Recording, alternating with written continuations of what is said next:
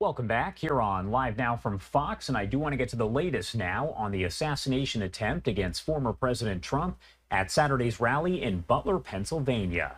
We're getting some new video in showing different angles of the law enforcement response here. Take a look. One video appears to show officers trying to figure out how to get on the roof where the shooter was located. As for the newest information that we do have here, despite the FBI cracking into Thomas Matthew Crooks' cell phone, scouring his computer, home, and car, and interviewing more than 100 people, why the 20-year-old opened fire on the former president still remains a mystery. While that reasoning behind it is elusive, other details are emerging about who Crooks was. He appeared to be an intelligent loner with few friends, a thin social media footprint, and no hints of strong political beliefs. Still, as I mentioned, the investigations into what happened, why, and how do continue. Want to talk more about all of this here, so let's bring in Toby Braun, the founder of American Special Investigative Group. He's also an expert in threat intelligence, security advancement, executive protection, and active shooter response. Thank you so much for taking the time to be here with us and kind of break down some of the perspective here. Good morning. Thank you so much for having me on. Of course. So the big question that so many people are asking, and it appears that no one yet has a clear answer, is how exactly was a gunman able to get onto a rooftop that was so close to former President Trump? Absolutely. And that's really a question the whole world is asking. And first and foremost, I want to express my sincere condolences to the family of Corey Capitor. He's really the hero in this whole situation. He was the off-duty fire chief who shielded his family and stopped them from getting shot. And really, our hearts as a nation should really go out to him and his family. Now, to answer your question, how did this shooter get so close to President Donald Trump? And I'm really baffled by that. Ultimately, we won't know the entirety of the story and all the answers until the investigation is concluded. But basically, it came down to a massive security failure, a catastrophic security failure. And my biggest question is, why was Donald Trump on that X? The X is considered in executive protection and presidential protection, the point where the president is standing at any point in time. And that is the first thing that an agent is supposed to do, is get him off the X anytime there is any sort of threat intelligence against the president. And it really comes down to two things primarily, and that's communication. Clearly, there was a tremendous lack of communication between local authorities and the Secret Service, and also advancement, including aerial surveillance and your ground surveillance. And the video you're looking at is just one of the new perspectives that we are getting from some of the folks who are out there. And it looks like this is actually the video that shows the shooter right there. You could see him actually on the roof. And again, this is just some of the video that we have received over the past few hours or so. Now, there are multiple probes into security. Can you kind of explain to me how security works to set up a perimeter for something like this, and how ground, air surveillance, all of that, just kind of a little bit deeper into how that works?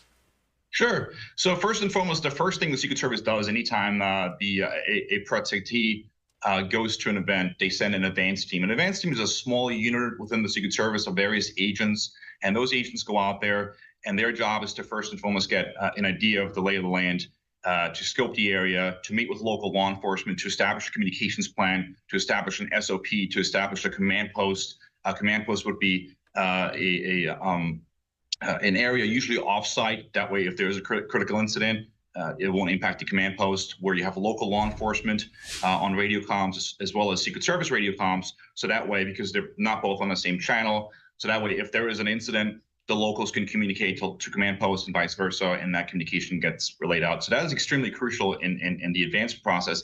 I don't know if that was done. I would assume was done, but clearly that communication never happened. And then once agents are out there and setting up your perimeter security, your fencing, your ingress, your egress. Obviously, there's various credential points. Anytime somebody's close to President Trump, there is various credentials and security checks required. And then people further back in the crowd, they still go through magnetometers at the rallies and everything, which is another thing that the advancement team will be out there setting up. And it's really just setting up all the groundwork. It's important to notate that the agents that are traveling with a protectee at any point in time, those agents have probably never been on site there. So once President Trump gets off the plane, he's in a motor convoy with his, it's called the shift, which is the inner circle of the Secret Service that are the agents that are actually with him at all time, protecting him. And again, that advance is really crucial in guiding those agents on the ground and making sure everything is set up for the president's or the protectee's arrival. So that advancement period is absolutely crucial. We also were talking about ground surveillance, aerial surveillance. For ground surveillance, we would have a mixture of CCTV cameras. You'd see you would have agents on the ground that are part of a surveillance team.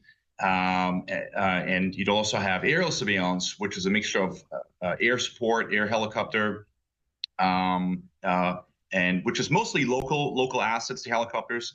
And then you'd also have a drone and potentially infrared thermal imaging cameras and various other assets and technologies to really add to that ground surveillance. And another thing in the advanced process is the CS, the counter sniper team. And obviously there's a lot of questions on that. And that's another huge part of it, of scoping out the areas of where your CS team is going to be set up, where your vulnerabilities are, and making sure that all these exits and all these various points where there could be a line of sight picture to the protectee to make sure those are covered. And on that note right there, do we know yet if the counter sniper team actually followed the rules? Do we know what those rules are? How does all of that work?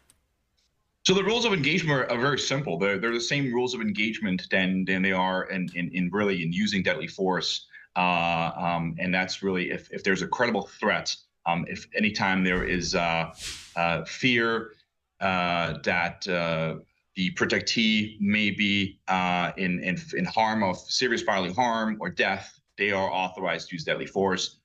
There's no prior clearance required for that. If there is a deadly threat, and a guy on a rooftop with a rifle would certainly qualify as a deadly threat, and they don't need any prior authorization there, clearly take that shot.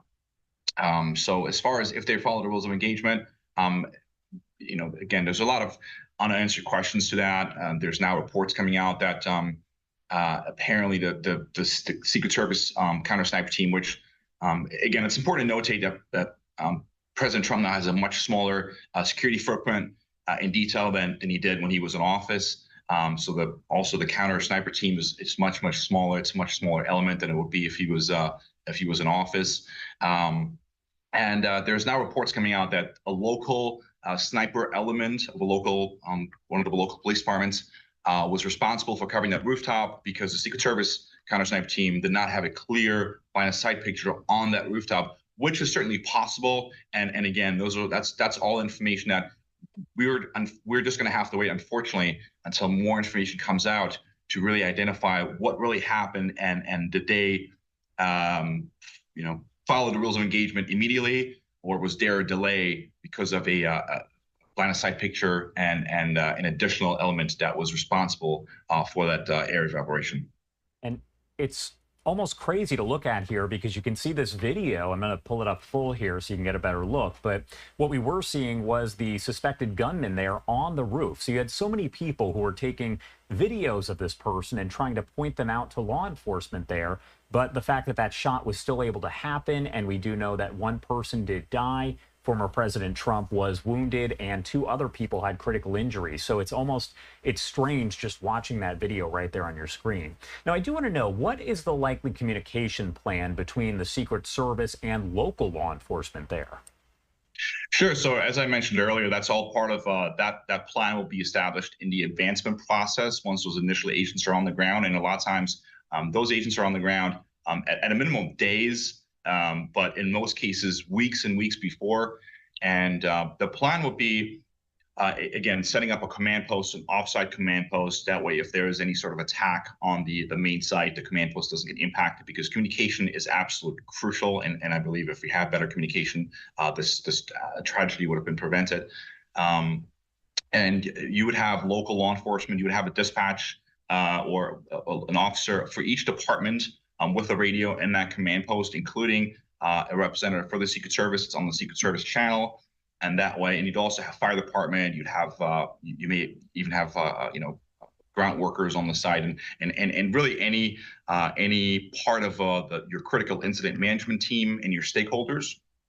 And anything that happens on the ground, it gets relayed to the command post, or it should get relayed to the command post. At least that's how it's supposed to happen.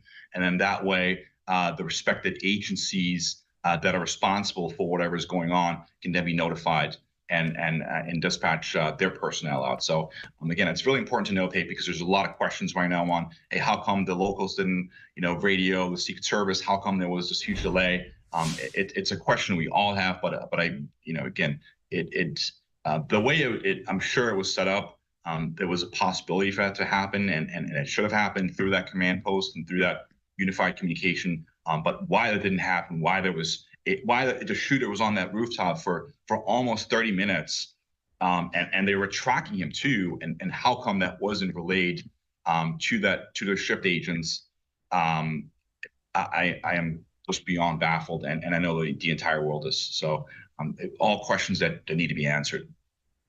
All right, Toby, my last question for you here. Do you think that we will ever get those clear answers about what did happen? Are there certain things that we may never know?